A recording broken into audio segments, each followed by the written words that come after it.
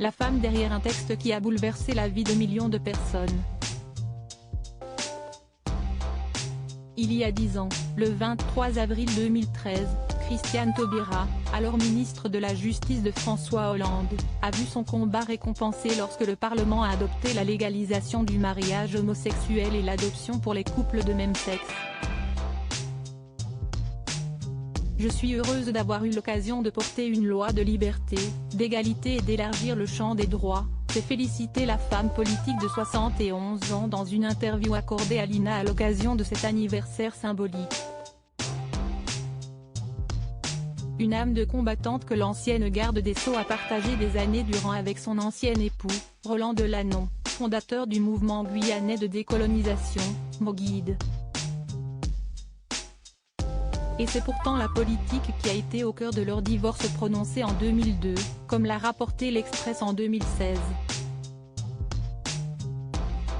Roland Delanon, le père des 4 enfants de Christiane Taubira, Diawara, Lamine, Jamila et Noliwe, serait aujourd'hui en froid avec la femme qu'il a rencontrée dans les années 1970.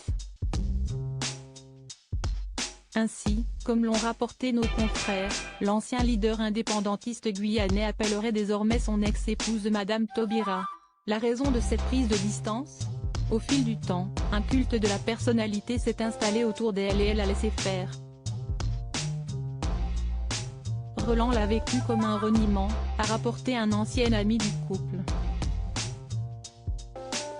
La politique a été le nœud de notre rencontre et de notre rupture, avait d'ailleurs analysé en personne Roland Delanon dans Le Mystère Taubira, un ouvrage publié par Caroline Vigoureux en 2015 aux éditions Plomb. Supérieur à ces couples de pouvoir brisés par la politique, j'ai pris conscience de tout ce que j'ai loupé. Le début de la fin entre Christiane Taubira et Roland Delanon aurait commencé lorsque ce dernier a constitué une liste dissidente à celle de sa femme lors des élections régionales de 1998 en Guyane. Je me suis battue sans avoir conscience de l'impact sur mon époux, a regretté celle qui a tenté la course à la présidentielle en 2022 dans les colonnes de Paris Match, en 2014. Et de poursuivre avec amertume, j'ai sous-estimé le poids du regard social de la société guyanaise.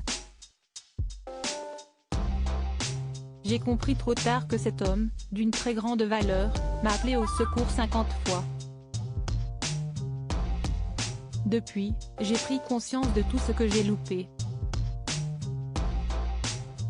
Article écrit en collaboration avec 6 médias Crédit Photo, Stéphane Le Mouton.